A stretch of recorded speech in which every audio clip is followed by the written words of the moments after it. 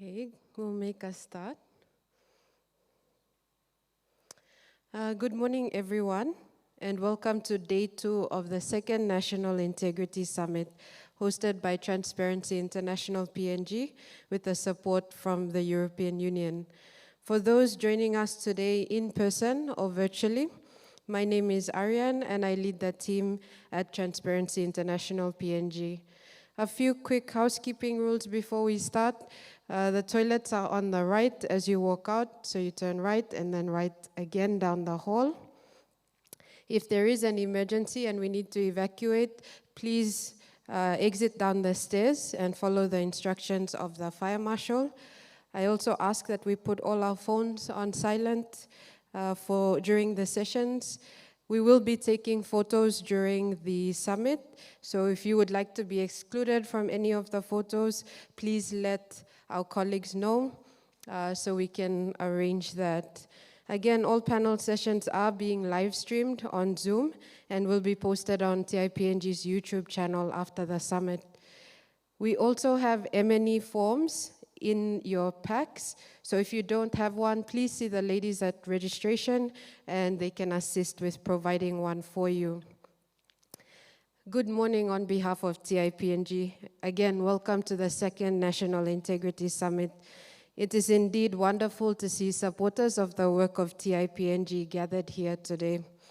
Thank you all for showing your commitment to strengthening our national integrity by attending the opening of Day 2 of the second National Integrity Summit. I would like to acknowledge the following individuals who are here in the room this morning. Firstly, our keynote speaker, UNDP Resident Representative, Mr. Dirk Wagener. I acknowledge the presence of the Secretary for the National Judicial Staff Service, Mr. Kariko, the Secretary for Public Services Commission, Mr. Terence Tupi, the Chairman and CEO of the National Economic Fiscal Commission, Mr. Patrick Painup, and the Deputy Secretary for the Constitutional Law Reform Commission, Ms. Dorothy Kesenga. Thank you for joining us this morning. I extend welcome to the members of the Diplomatic Corps and our donor partners. Moving closer to home, I acknowledge the presence of our constitutional office holders, heads of agencies represented in person and online this morning. And of course, I acknowledge our friends in the media, represented by our colleagues that have joined us this morning. I'm pleased to note that we have an audience that has also joined us online and will be participating in the sessions that we have on Zoom today. I thank all our friends and supporters in PNG and abroad for joining us. If you are posting about the summit on social media, please tag our social media handles using the hashtag PNG Integrity.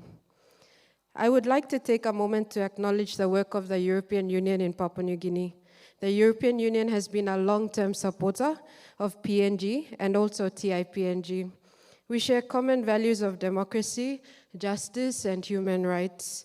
Yesterday, we heard from the head of the EU delegation to PNG, Ambassador Jacques Fredin, about the EU's support to government and civil society, about the signing of the EU-PNG Partnership for Good Governance, signed with the PNG government in December 2020, and the need to strengthen governance and integrity, and again reaffirming the EU's support to provide assistance to the PNG government and civil society.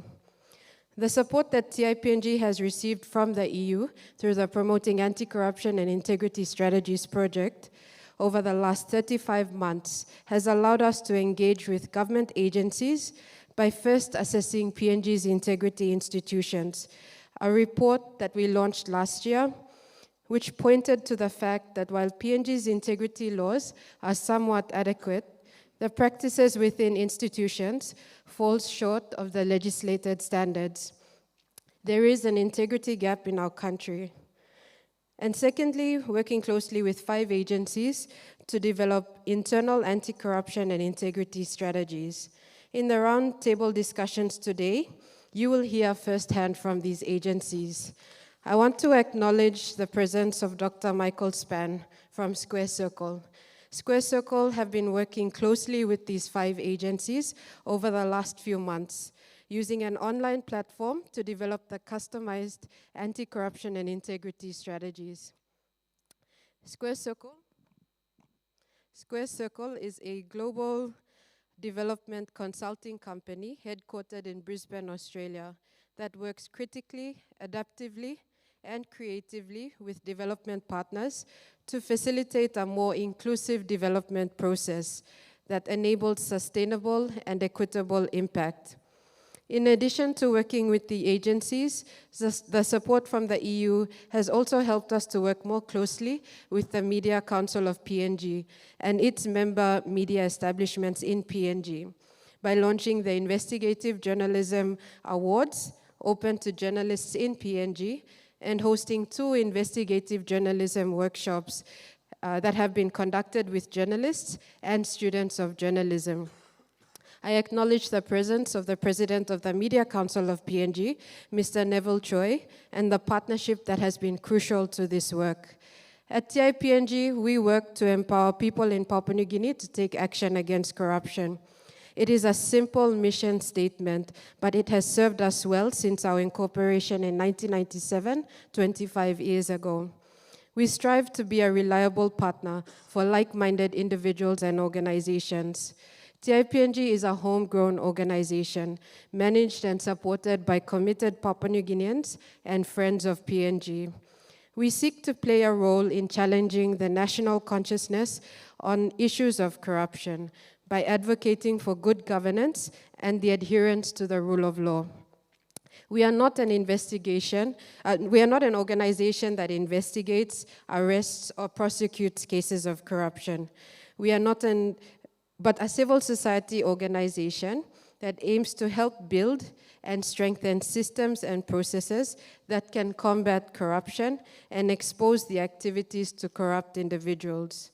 TIPNG is a membership-based organization comprised of individuals like you who want to work towards a better Papua New Guinea, free from the scourge of corruption.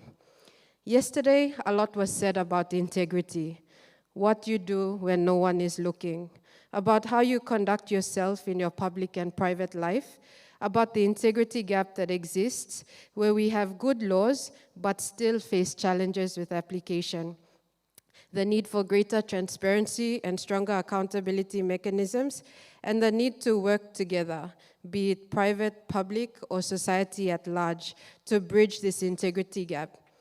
A key takeaway from yesterday's discussions was that first and foremost, we must have a set of ethical principles and standards. Secondly, we as individuals and collectively as institutions must embrace and accept these shared principles and standards as being standards that will guide our behavior as a society. Importantly, if we are to reflect high levels of integrity in our communities, our behaviors and actions at the leadership level must be consistent with these standards. It is incumbent on all of us to work together to bridge the integrity gap. And while it is a collective effort, it is also clear that firm and decisive action is required by our leaders. In closing, I once again thank our distinguished speaker and panelists for committing themselves to the task of sharing best practices with us. I acknowledge all those who have supported the efforts of TIPNG as we implemented the Promoting Anti-Corruption and Integrity Strategies project these past 2 years. Now for today's program, Day 2 is made up of 2 main sessions, beginning with a special keynote address. The keynote address today will be delivered by Mr. Dirk Wagener, the resident representative of the UNDP in Papua New Guinea. Mr. Wagener oversees the overall function of UNDP operations in the country since being appointed to the role in 2019. In his capacity as UNDP resident representative, Mr. Wagener has also been UN resident coordinator for Papua New Guinea. He has a long association with PNG, having previously worked in country from 2002 to 2007 under various roles within UNDP. It gives me great pleasure to now invite Mr. Dirk Wagener to give his keynote address this morning.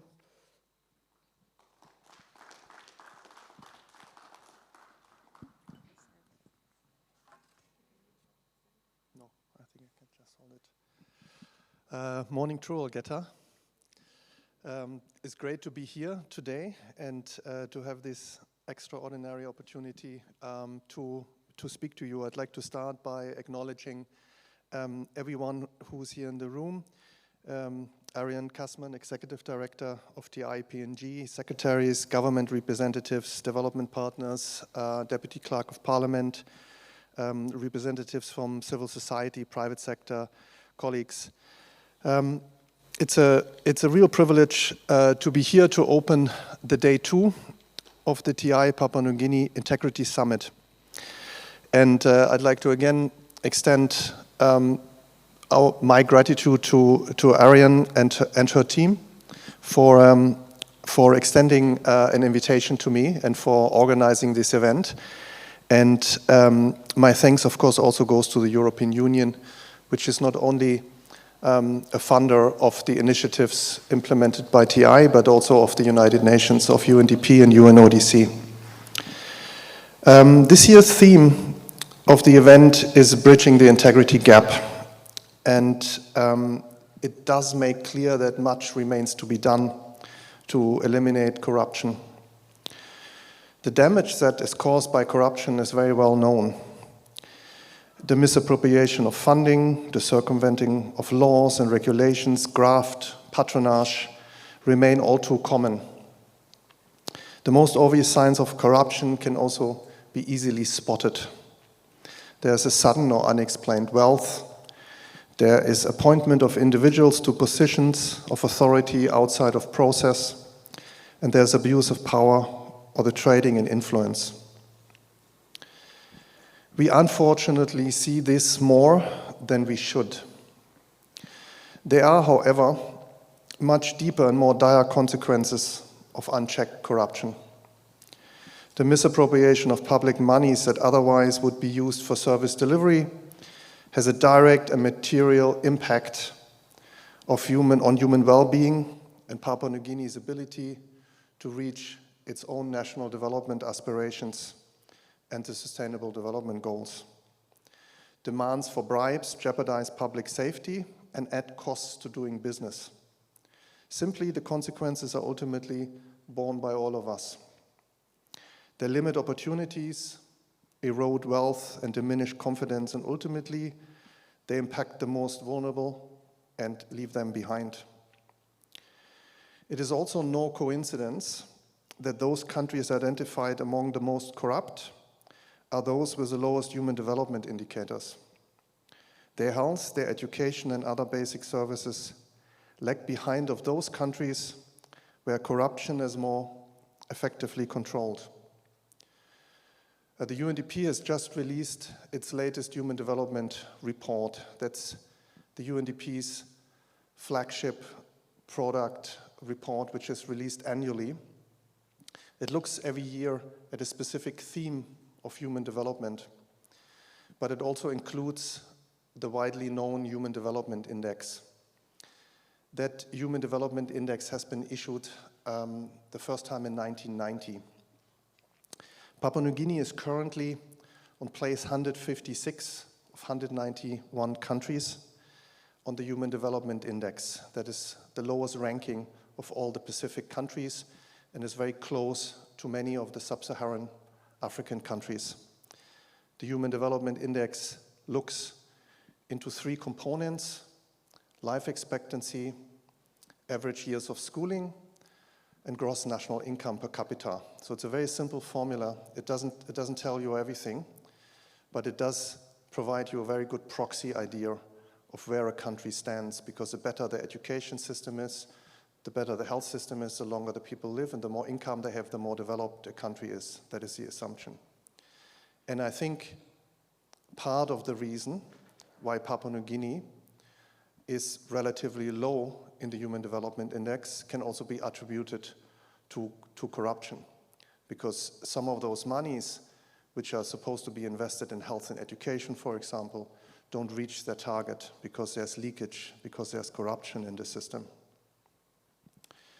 So world leaders have come together in 2003 and have actually agreed on what we call the United Nations Convention Against Corruption, also abbreviated as UNCAC. It entered into force in 2005, and the United Nations Office for Drugs and Crime, also known as UNODC, is its global custodian. That international treaty was put in place to assist countries to deal with corruption within their jurisdiction, but also with transboundary issues. And it looks into 5 main areas: preventive measures, criminalization and law enforcement, international cooperation, asset recovery, as well as technical assistance and information exchange. So this important treaty, to which Papua New Guinea is party to, recognizes the importance of preventive and punitive measures. It responds to cross-border nature of corruption with the provisions of international cooperation. And its goal is to reduce corruption that occurs within countries and also cross-border.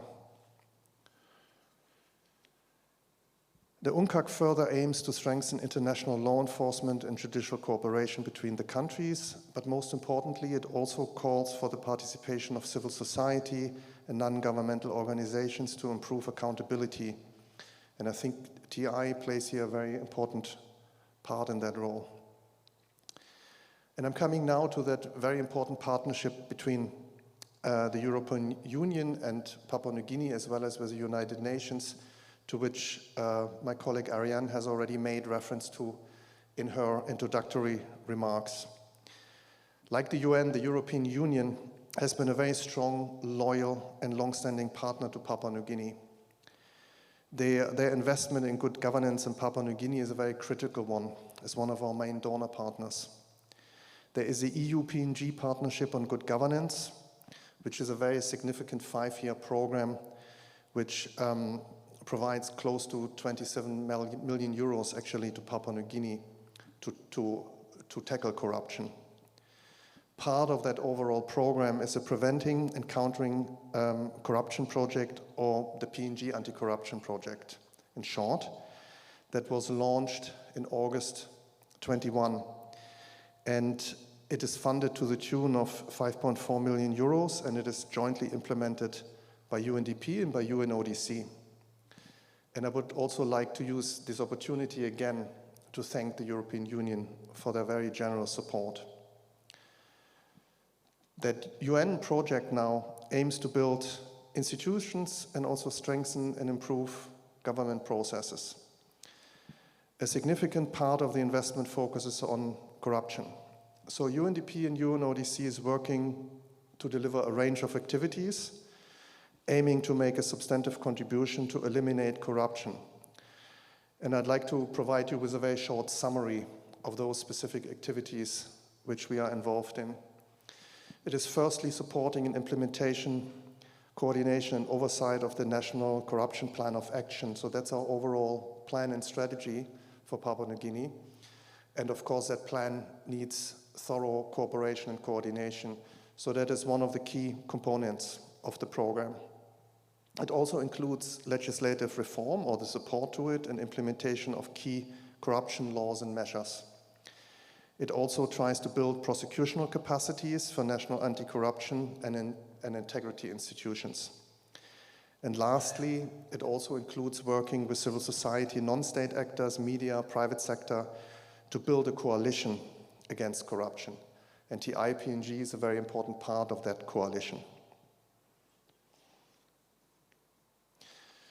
We have started the project about 12 months ago, and we do have made, hopefully, some impressive and some lasting results and inroads over the past 12 months. We have worked on lifting awareness, trained practitioners, and I think some of you may have had a chance already to participate in some of our workshops and training sessions.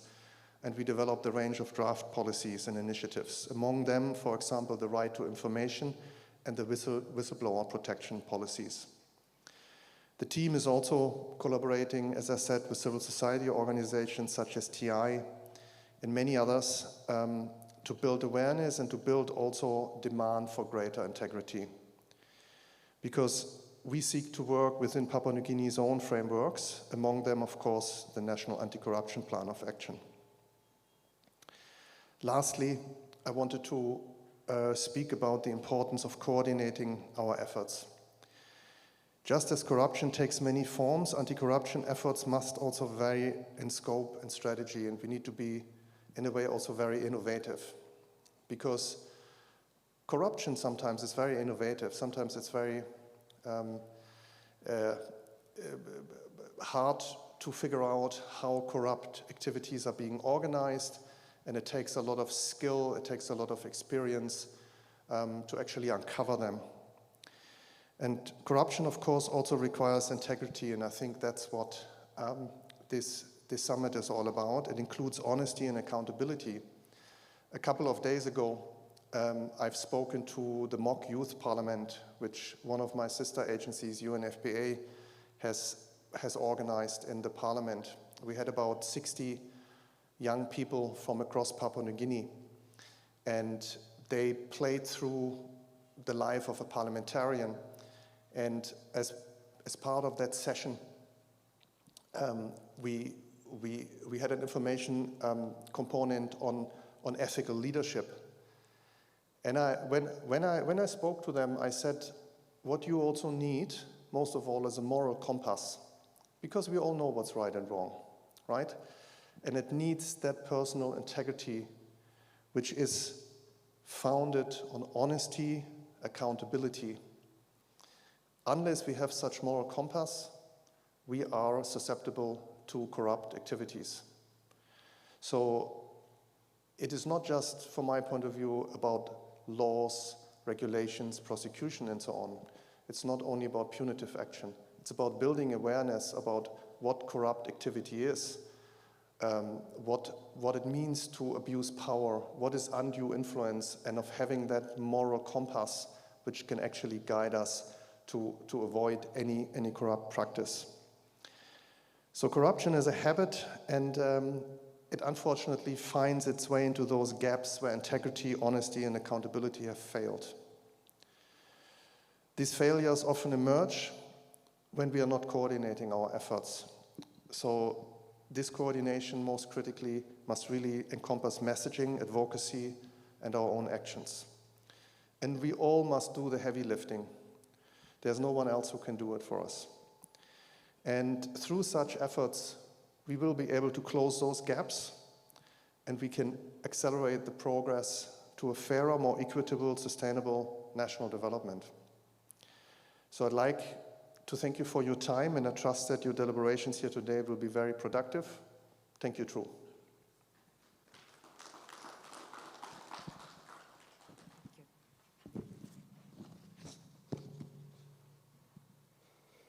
Thank you, Mr. Wagener.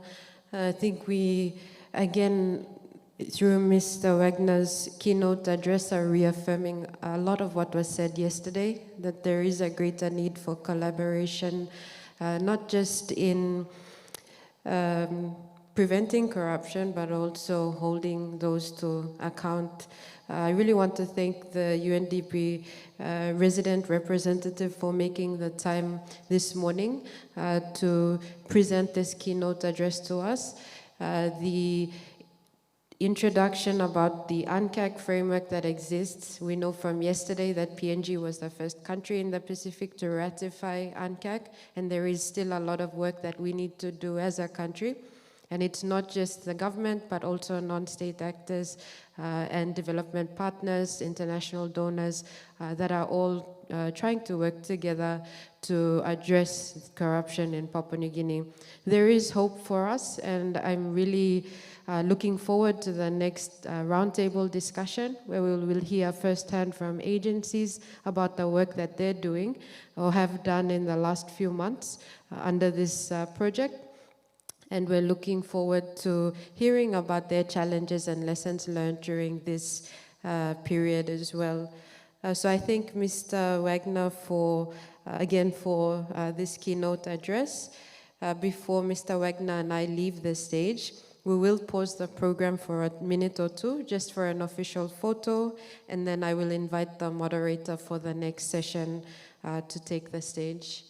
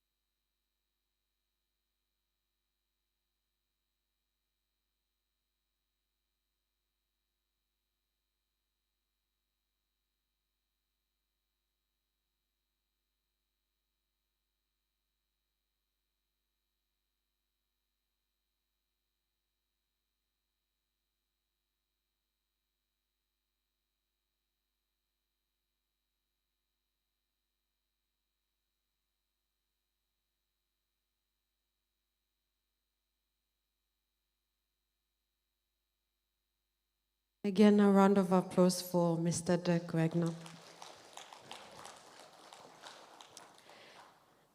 The moderator for our next session is Mr. Yuambari Haihuie, who is the Deputy Director of Partnerships and Policy with TIPNG. He will be moderating the roundtable discussion that will focus on the anti-corruption and integrity strategies developed under the PAIS project that's funded by the European Union.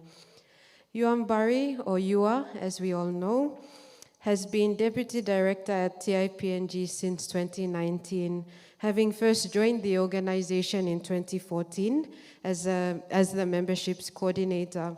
He has led TIPNG's work on various policy areas, including freedom of information, elections reform, and anti-corruption and integrity strategies. It gives me great pleasure to invite my colleague, Yuambari, to the stage to moderate the roundtable discussion.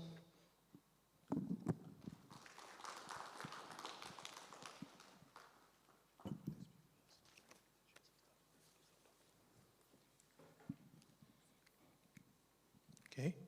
Good morning, everyone. Thank you for the introduction, Arianne. I'll be moderating this very interesting and important session, and I'm really glad to have a full panel on this panel discussion this morning. It's an important roundtable that will examine what we have done as TIPNG to bridge the integrity gap since the first National Integrity Summit last year. It's an important discussion, and I'm looking forward to hearing the views from the agencies that we have signed MOUs with and the progresses, as well as the lessons that they would like to share. Before we go into the roundtable, again, just a bit of housekeeping. I would like to ask you if you are posting online about this event, and I know we have online participants, to use again our event hashtag, that's hashtag PNG Integrity. Again, we acknowledge the support of the European Union, whose funding has made this event possible. And I thank those in the room for the support that you have shown by being here this morning.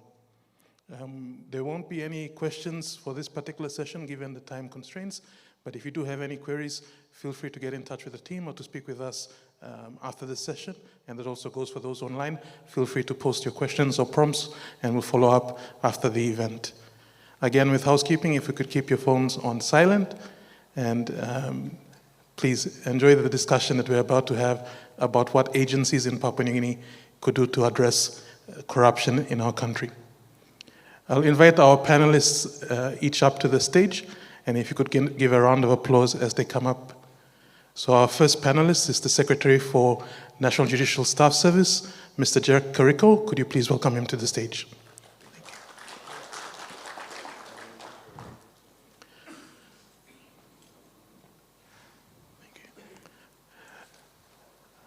Our second panelist will be Mr. Patrick Kennedy Pineup. He's the CEO and Chairman of the National Economic and Fiscal Commission.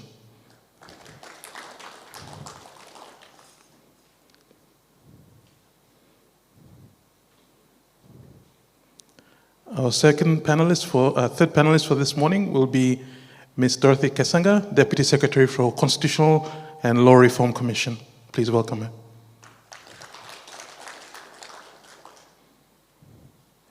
Our fourth panelist is Secretary for Public Services Commission, Mr. Terence Tupi. Mr. Tupi. And I'm pleased to also advise joining us online is the Chairman of the Interim ICAC Office, Mr. Thomas Eluh. If we could make him welcome as well.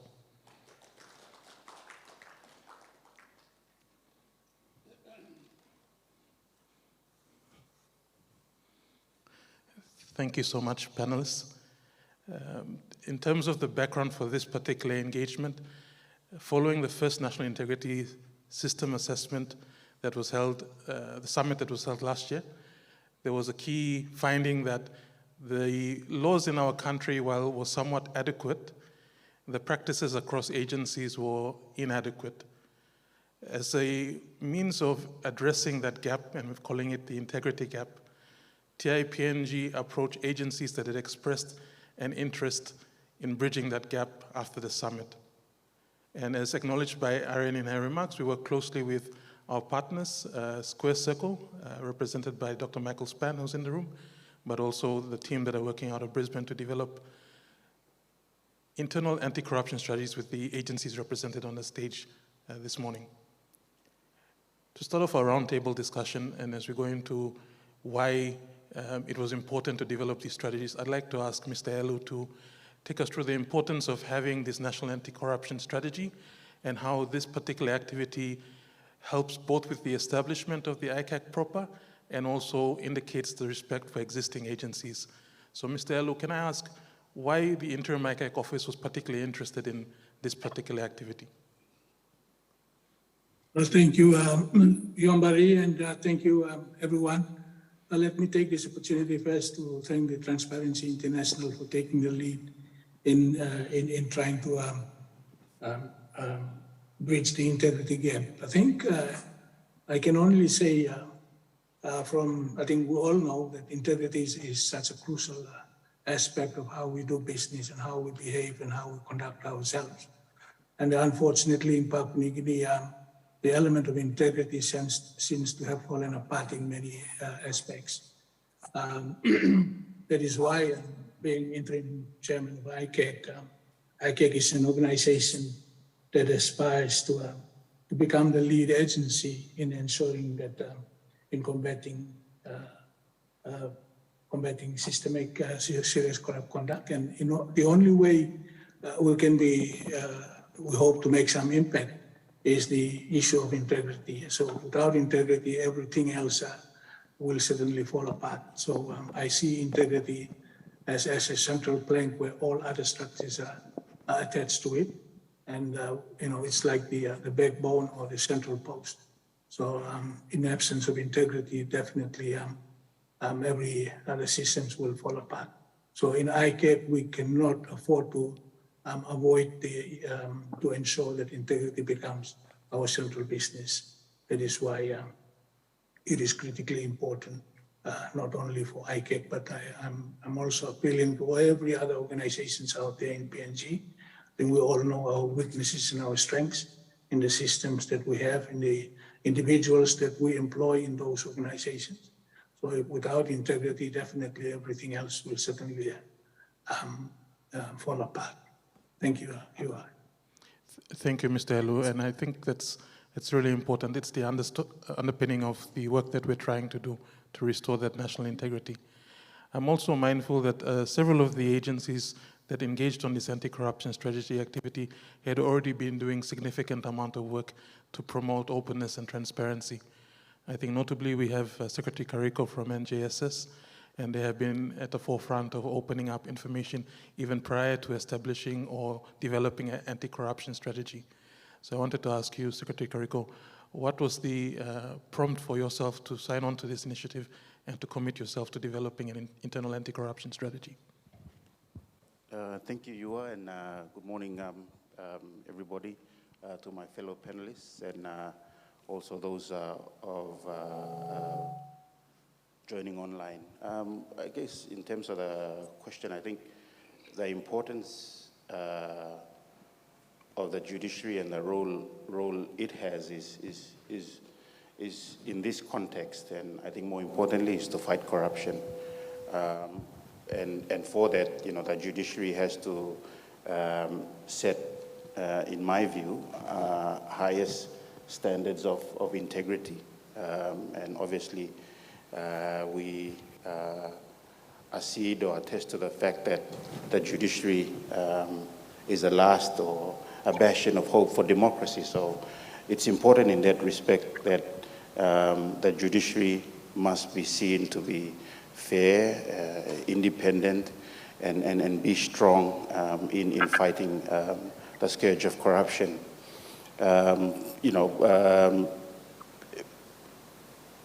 It's been widely written, I guess from perspectives of research and also practice, that we must attest to those high standards, even as far as international best practice dictates to us.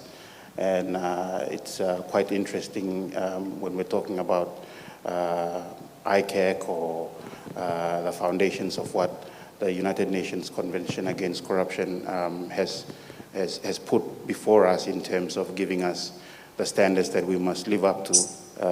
Even if you find on the UNODC website that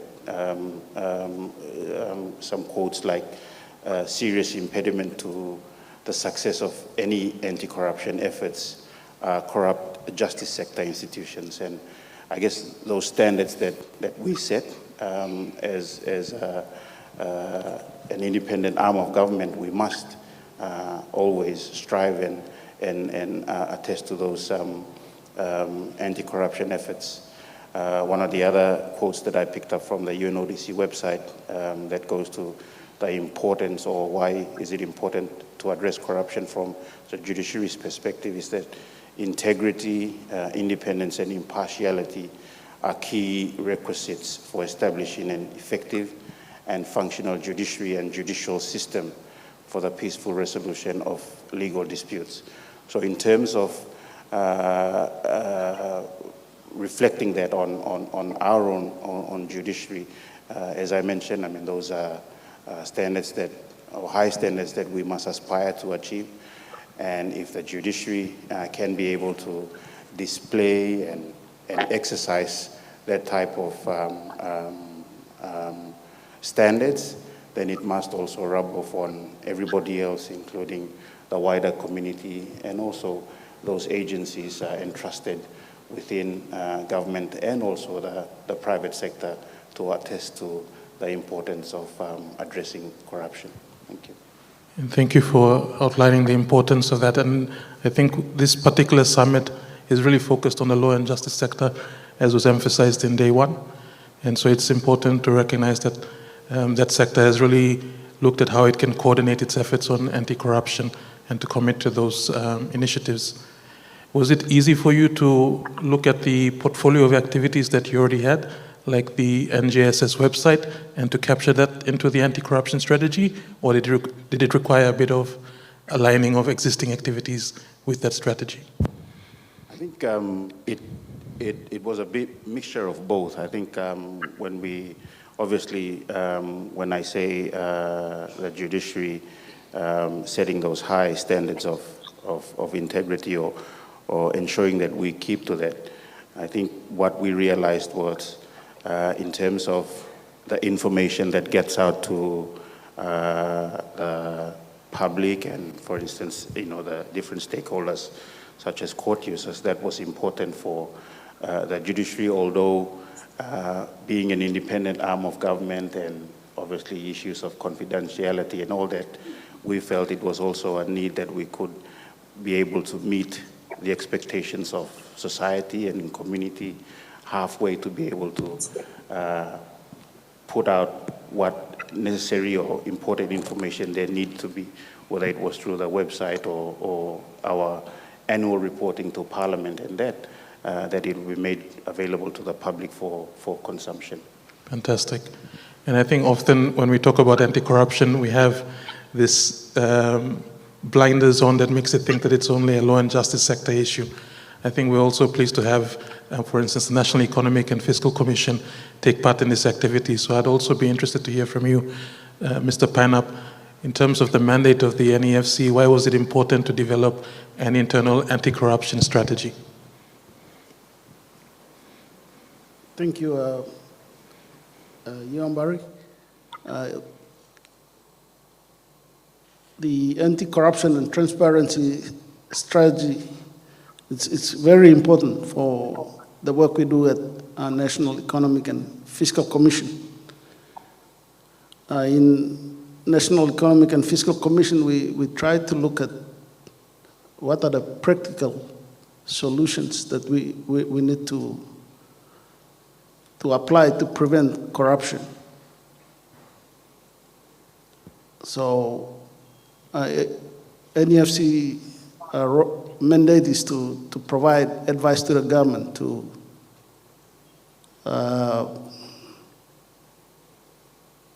on economics and fiscal policies. So as part of the overall budget process, we recommend a function grants that is captured in the national budget.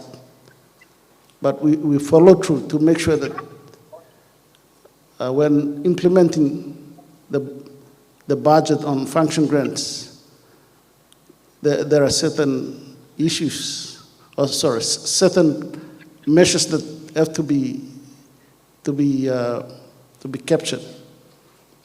So we put in the minimum priority activities that they have to be sufficiently funded. And also we look at how the funds are spent at the provincial level. So we do an expenditure review to check out whether the funds are spent as intended or they are misapplied. So when TI approached NEFC to sign a MOU, it actually falls in line with what we were already doing. So as you know, NEFC was the first to develop the anti-corruption and transparency strategy. But I'd like to, so it is actually important to the work we do. And just a few days ago, I traveled to my district. Actually, I went to my village. I was invited to close a school, early learning school. And when I went, I met an official from East Nibrin provincial government. He was there to do audit as well. So he actually told me that when he arrived there, he found that there were 400 teachers whose names appears in the schools in Pomo district, but they were not physically there. So where were they? So, and how did they get into the system? I think that's the main question. So it's the same thing that we do at NEFC. We try to look at these issues and address them. But obviously, somebody in the system actually put their names on, and they were left somewhere else. So this particular officer has to terminate all of them from all these schools. But the effect is our children in my district were suffering from receiving the basic services. So the corruption is actually, it's spread throughout the PNG system. We're talking about the education sector here. So in our work that we do at NEFC, as I mentioned, when we check out the funds that are going to the provinces, we also found that only 20% are reaching the facilities. So what is happening to the other 80%? So we work closely with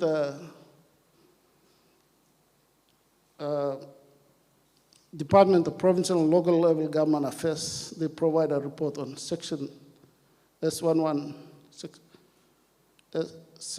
It's a performance report they provide to the Parliament. And we also work with the Auditor General as well. We receive their reports as well. So we are seeing the problems there. But I think we really need to address these issues. I'm really grateful for Transparency International for coming up to develop this MOU, Anti-Corruption Strategies MOU, and also the Coalition Against Corruption. I think there's a lot of work. I was talking to the CEO of TI just before this meeting, and I said, it's a pandemic situation we are dealing with. It's spread across the country. I mean, on my way back, I was reading articles on Facebook as well. So I ask, these legislations that we're coming up with, are they able to prevent this corruption? So it's a big challenge for us. Thank you. Thank you, Mr. Panap. I think drawing that linkage between why we're doing this work, we're not doing anti-corruption for the sake of anti-corruption, but for the betterment of people's lives. And I think the processes that we undertake are also important, as you've stressed, how money is allocated to our provinces, to the people. And one of the key processes that we have is consultation in terms of legislative drafting, so that the laws of the people that we're governed by are by the people. And I think that speaks to the work of the CLRC, Constitutional Law Reform Commission, and we're pleased to have Deputy Secretary Kasenga on the panel this morning. I wanted to ask you, Deputy Secretary Kasenga, what is it about the CLRC's mandate that is strengthened by having an anti-corruption strategy or having greater integrity?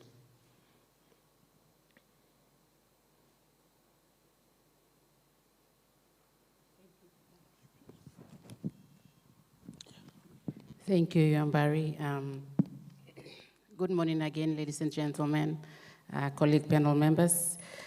As the name says it, Constitutional and Law Reform Commission is a government-mandated agency that is responsible for reviewing the laws of this country, including the Constitution and the organic laws. Constitution being the most important law of the land.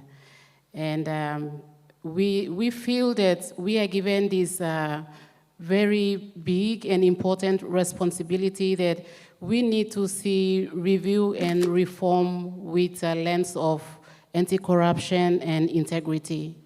Not only in terms of reviewing the Constitution, but also other acts of the Parliament. You will probably have noted that in 2019, we completed a major inquiry into the organic law on national and local level government elections. One of the major challenges that we were faced with was, yes, we could come up with laws that will attempt to improve the electoral process, but then it depends on the people. The people have to be as good as the process itself to make it work.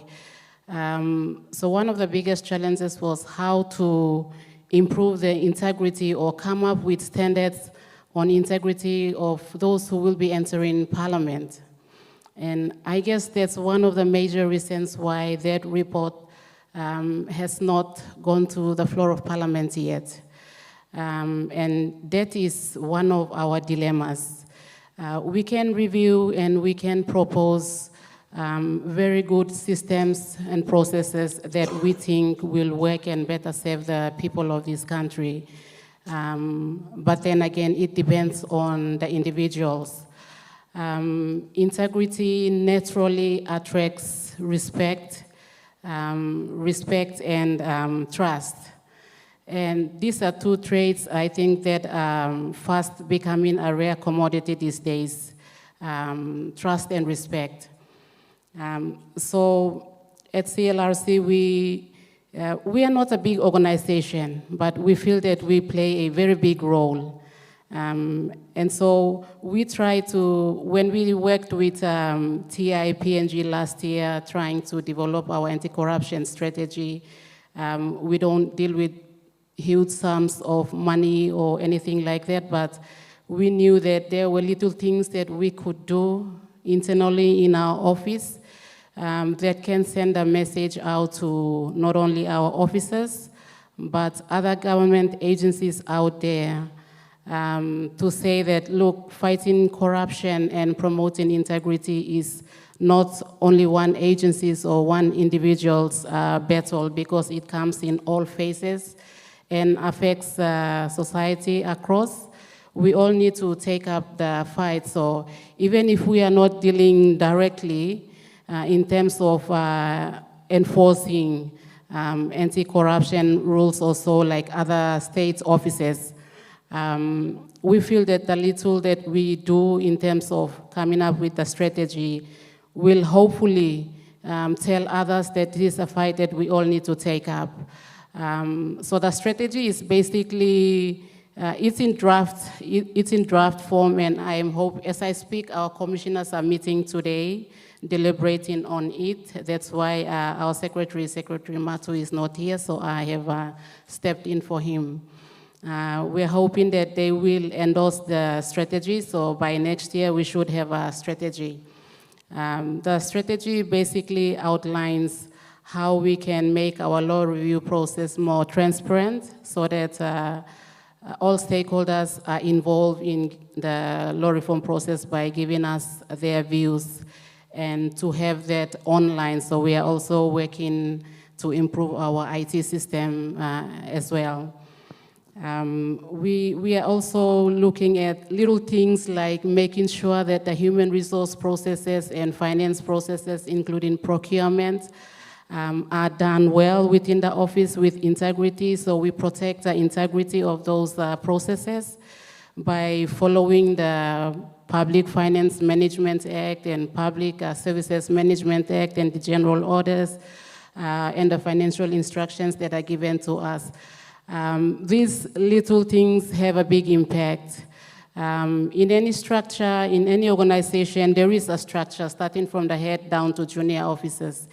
The responsibility is on us, the management, to ensure that in little things like that, we are displaying integrity by protecting the system. So we are also teaching the junior officers that this is the right thing to be doing, but also sending out messages to our other government department agency colleagues. Many a times public servants have been blamed for lack of this, not doing this, being corrupt. So we need to stand up from the crowd and do something so that at least we do one thing right. Thank you. Thank you so much. And those are really important sentiments. It's not about the big agencies or the big efforts, it's about doing the small things right at the agency level. And these kind of strategies bring together those practices under one umbrella and allow agencies to monitor and track progress on how they can address and contribute to the overall fight against corruption and promotion of integrity in our country. I wanted to turn to you, Mr. Tupi, from the Public Services Commission, from maybe your standpoint, when you entered this process, what was the key motivating factor for you and your agency in trying to make sure you had an internal anti-corruption strategy?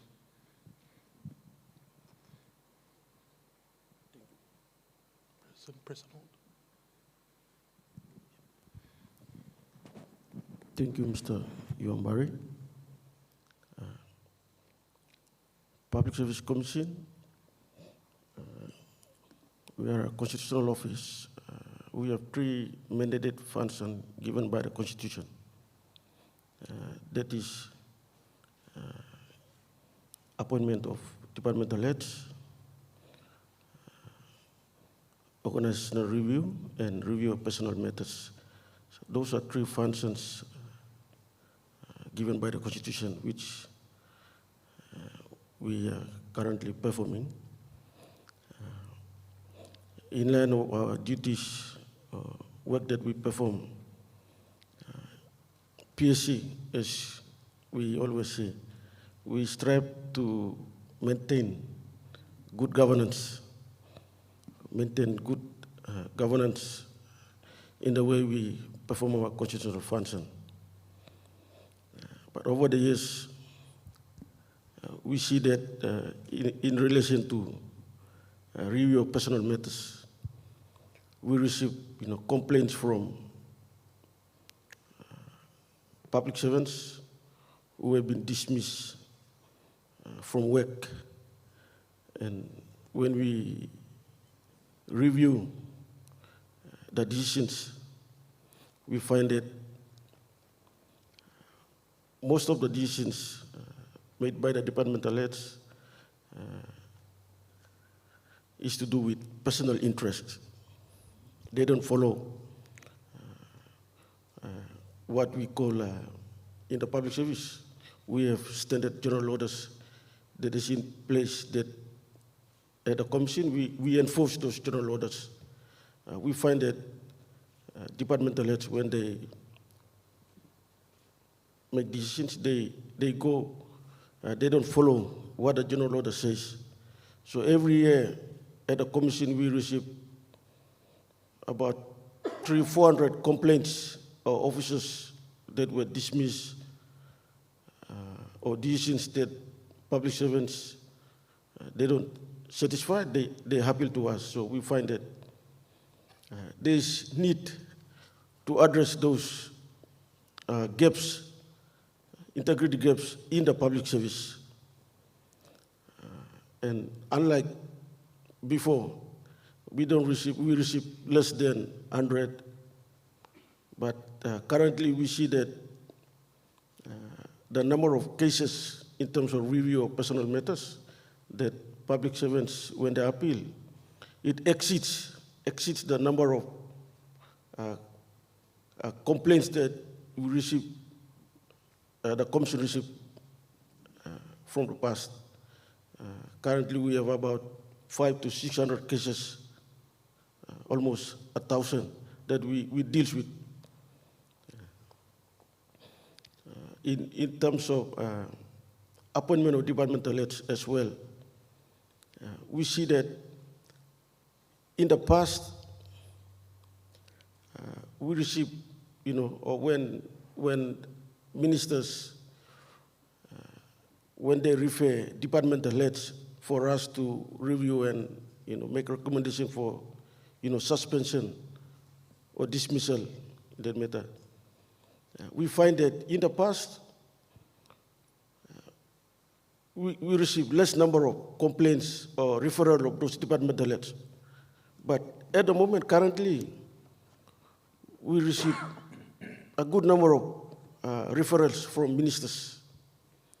We find that when we review those complaints, we find that number of departmental heads within public sector are involved in corruption. We see public funds being misappropriated or public properties being misappropriated. Currently, we are currently reviewing some number of departmental heads that have been referred by the respective ministers to us to see whether there's actually enough evidence to suspend or dismiss those departmental heads. So we find that corruption, it's not only at the lower level, it's right up at the political level, right down to ordinary public servants. And most times we see political interests come into play. One clear example is Yuambari. In 2014, there was an amendment to Public Service Management Act.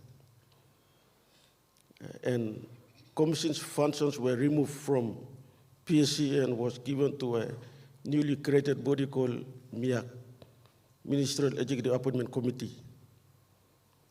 And all the appointments were addressed through that body, and we were removed from the process. So we find that it's unfair. Government has created this body to independently do the appointments, but now it's been given to that body, and that body, MIAC, is comprised of only the ministers who do selection and make appointment. It's the same body that is that sit in the NEC to make decision. So we find that it's unfair and it's not a good practice. So we appealed the case. We took the matter to court, and we won the case, and we took back the funds, which we are currently, all the laws that were removed, we took it back. So we are currently, performing those functions. So we are very careful. Now we are exercising those powers and recommending, short list of candidates to NEC. That's one of the other areas in terms of organizational review. There's so many problems in provincial administrations that, there's a big problem in public sector, I would say. But with the signing of an MOU with Transparency International, I think last year, and just last month, we launched our anti-corruption, PSC anti-corruption strategy. Basically, the strategy will assist PSC to how to address those corruption issues, even within PSC, and as well as when we go out and conduct those our constitutional functions. We have to maintain those integrities in terms of good governance, accountability, transparency.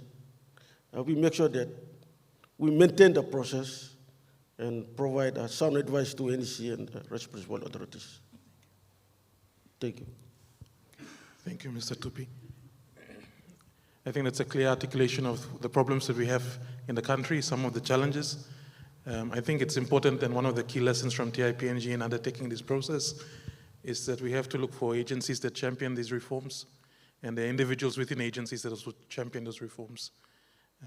Within the NFC, for instance, we've had Mr. Eric Kumasan, who's sitting in the front row, who really shepherded this process through, and we were able to launch our anti-corruption strategy in the first quarter of the year. So one of the key things from TIPNG is that you can tell from our panelists that they're very disparate areas of governance, and we need to have a better coordination where all of us can be aligned. And as Dirk, our keynote addressee, spoke about earlier this morning, Papua New Guinea has ratified an international convention against corruption. We have a domestic policy, the National Anti-Corruption Strategy, which is from 2010 to 2030. And then we have 5-year implementation plans called National Anti-Corruption Plans of Action. What TIPNG has done through these partnerships with these 5 agencies is to look at how they can implement agency-level anti-corruption strategies in line with the national document. It's a requirement of the national document that all agencies should have their own anti-corruption strategy. If you ask any agency head, if you ask your participants in the room, what's your biggest impediment to meeting your mandate, more often than not, they will say corruption. But when you ask them, what's the steps that you're taking within your organization, they say, look, it's someone else's job. So that's the mindset that we're trying to challenge. And so we're pleased to announce, as indicated by the panelists, that we've launched today 3 anti-corruption strategies with the Public Services Commission, with the National Economic and Fiscal Commission, and with the Interim ICAC Office. So that was the key aim of this particular activity by TIPNG, to get these documents out that they can be used by others in civil society and the media, but also from other agencies to learn best practice. So I want to, as we come to an end of the panel, go to those agencies that have launched and ask, what are some of the best practices within your document that you would like others to take up? So maybe I can start off with you, Mr. Eluh. What are some of the key points within the Interim ICAC Office? What are the lessons that you've learned in this process of developing a strategy that you would encourage others to also consider as they work towards developing their own anti-corruption strategy, hopefully after this summit? And TIPNG is ready to stand and help those that might want to develop those anti-corruption strategies. So Mr. Eluh, any key lessons, recommendations to agencies considering taking up best practices? Thank you.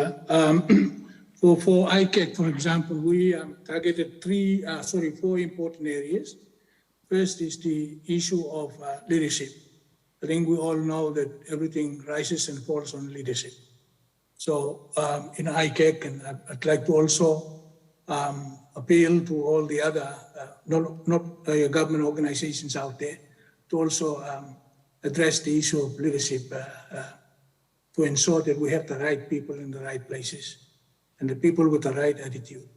And integrity is the element that I have already spoken about initially.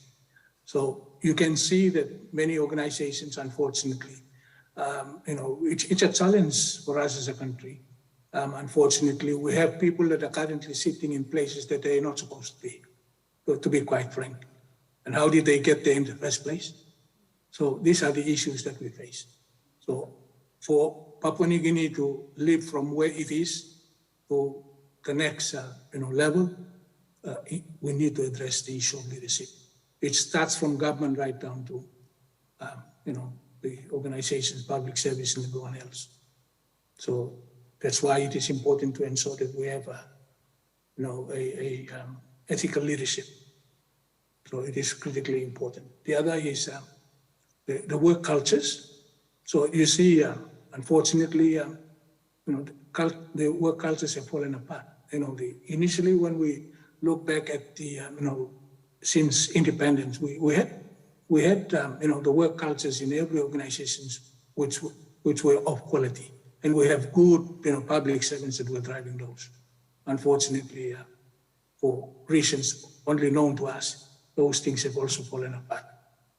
And at the same time, you look at the element, you can have the best systems, but the people who are actually driving those systems who lack integrity will certainly be a problem. So I think I'm speaking more or less from the experiences that I have seen, and I have experiences throughout Papua New Guinea. So the fourth one is the issue of, we try to embrace technology as a tool for us to ensure that there is no leakages of information that that ought not to go out to the public. So in integrity organizations, so integrity, it starts off with us individuals. If you as an individual do not have integrity, all else that is attached to you will certainly fall apart, as I continue to mention all the time. For Papua New Guinea, I think the biggest issue that we all have is the issue of attitude. So we need to change our attitude for the better.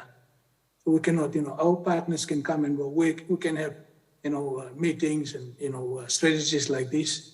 But at the end of the day, the individuals that are sitting in those key positions who lack integrity are the problem. So we need to fix it from the top. Thank you. Thank you, Mr. Eluh. And I think one of the key interventions that we've seen, most notably after launching one of the anti-corruption strategies, was with the National Economic and Fiscal Commission. So as I mentioned, we had launched the anti-corruption strategy earlier in the year, and we were pleased to see there was a full page spread in both the newspapers of the warrants that were allocated out to the provinces. So the full budget listing from NEFC and how much money has been allocated to each of the provinces was printed out, and it said, we're doing this in compliance with our anti-corruption strategy. So this was one of the key actions that we were really pleased to note from NEFC, and I'd like to ask you, Mr. Painap, as we come to the end of the roundtable, what are some of the other key activities that we should look forward to from NEFC now that you have an anti-corruption strategy, and what would you encourage other agencies to consider?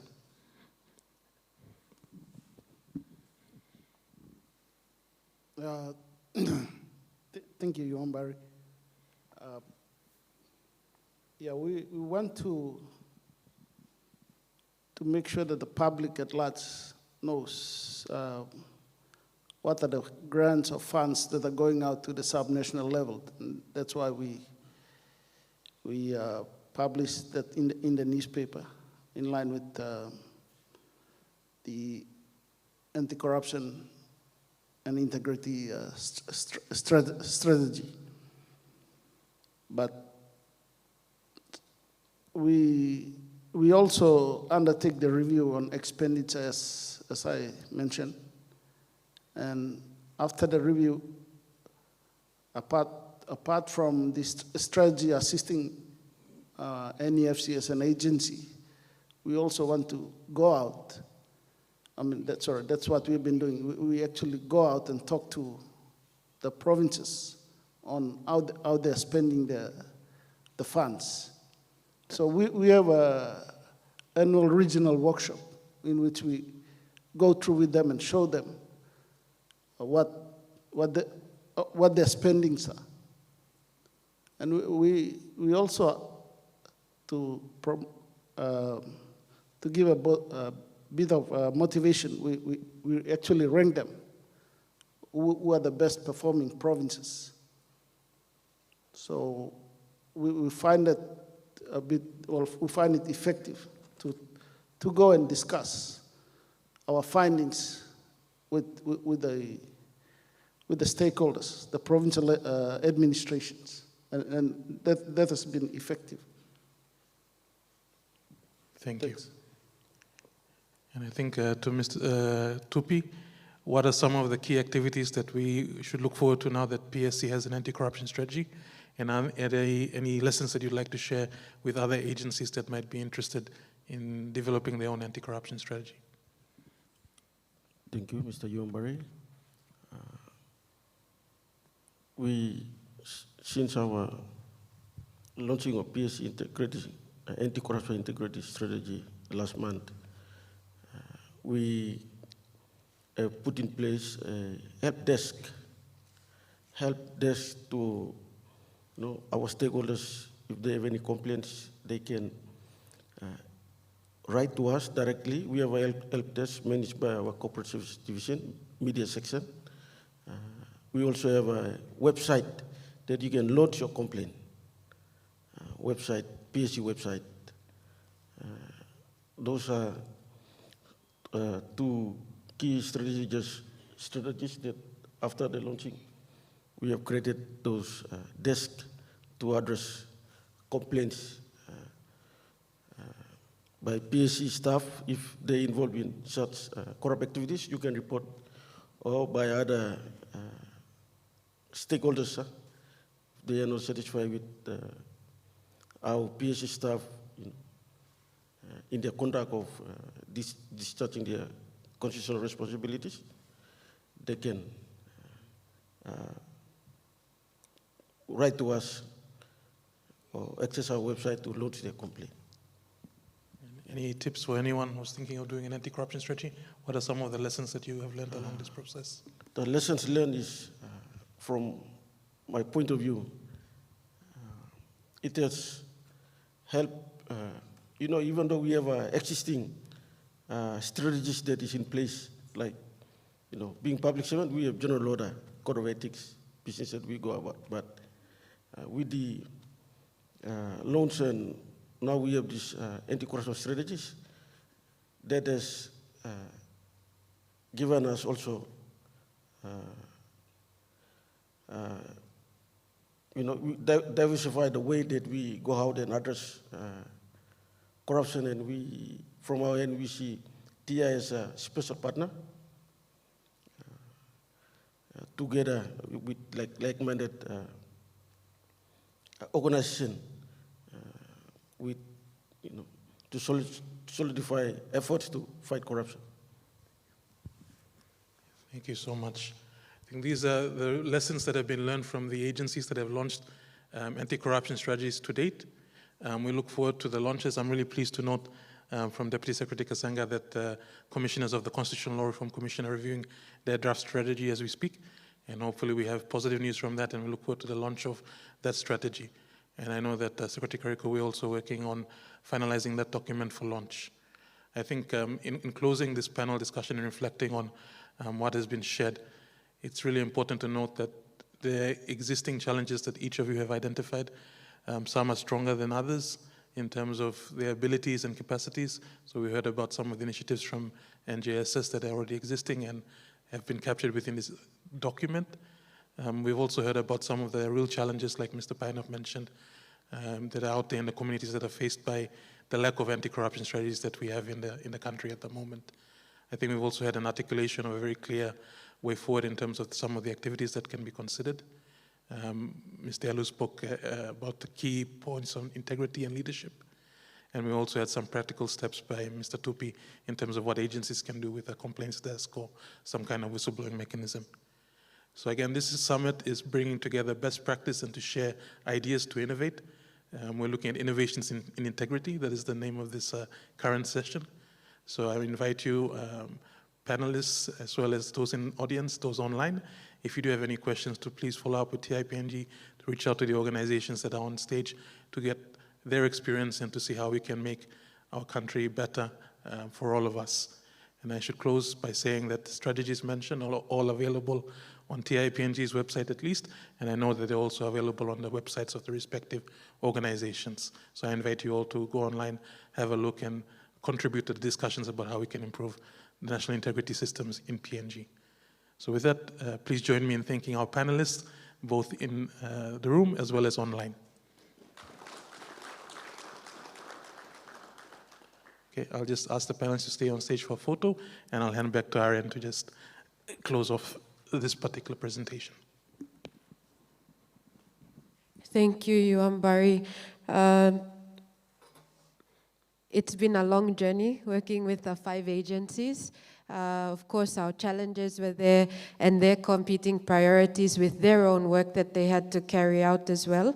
But I really want to thank each of these 5 agencies for entrusting TIPNG and Square Circle with this responsibility to facilitate and assist you with developing this important document for your agency. I want to really acknowledge the work of Square Circle. Dr. Michael Span is with us in the room. All of this work was done online, on an online platform, and the agencies really took a lot of time to use this platform effectively. And I want to thank Square Circle for being so responsive to all the queries and getting our documents together. I am happy to say that we have seen the final layout of both the CLRC and the NJSS strategies, so they will be launched, and we're looking forward to working with these agencies as they implement and also continuing to monitor and evaluate the work that we've set out ahead of us over the next 3 years. With that, I thank our panelists again and our moderator, Eluh. And I invite all our participants that are here at APEC House to join us for morning tea outside. And our participants online, we will be taking a short break, and we should be back in the next 10 minutes. Thank you.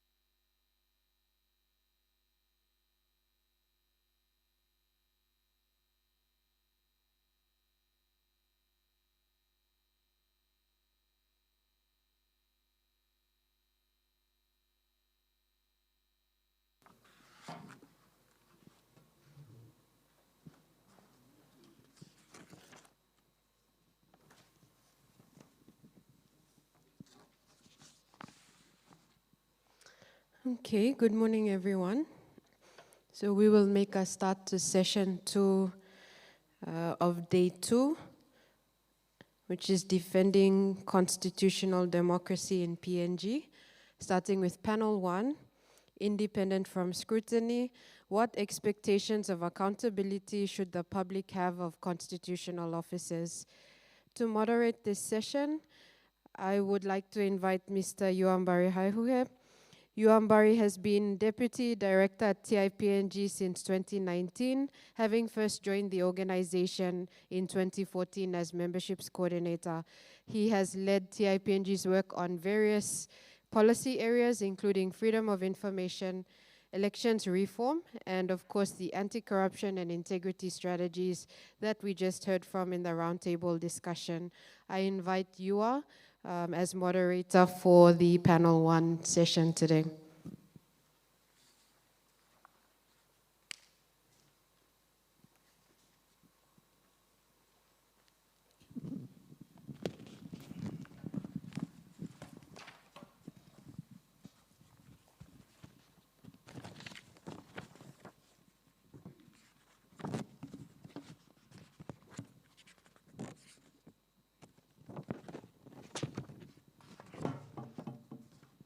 Okay, good morning, everyone.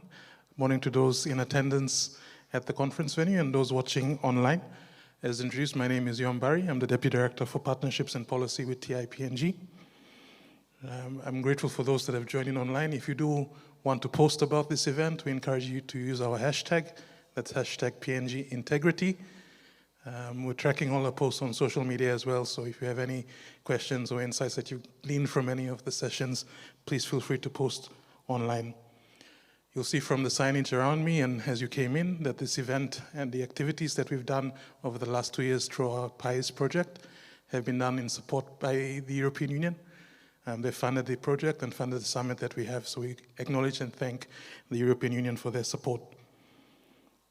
We thank those of you in the room, the agencies that are represented, the heads of agencies, distinguished guests, partners, members of the media, civil society. We're grateful to have you at this second National Integrity Summit and for your show of support. I would ask those in the room as we go into our next panel discussion, if you could keep your phones on silent. For those that joined us during the tea break, if you have any issues with your photo being taken, if you could please let my colleagues know, and they will be happy to exclude you from the photos, just to let them know because we will be putting them post-event online.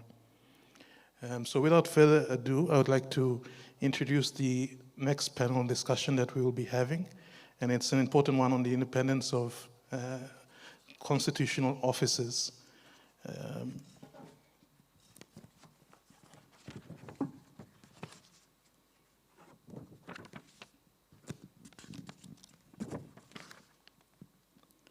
So for our speakers for the panel on independence from scrutiny, we have the following panelists, and I'd like you to give them a round of applause as I invite them to come up one at a time. I also give a brief introduction. Firstly, we have Mr. Wilson Onia. Mr. Wilson Onia is the Acting Director for the Financial Analysis and Supervision Unit. He's been Acting Director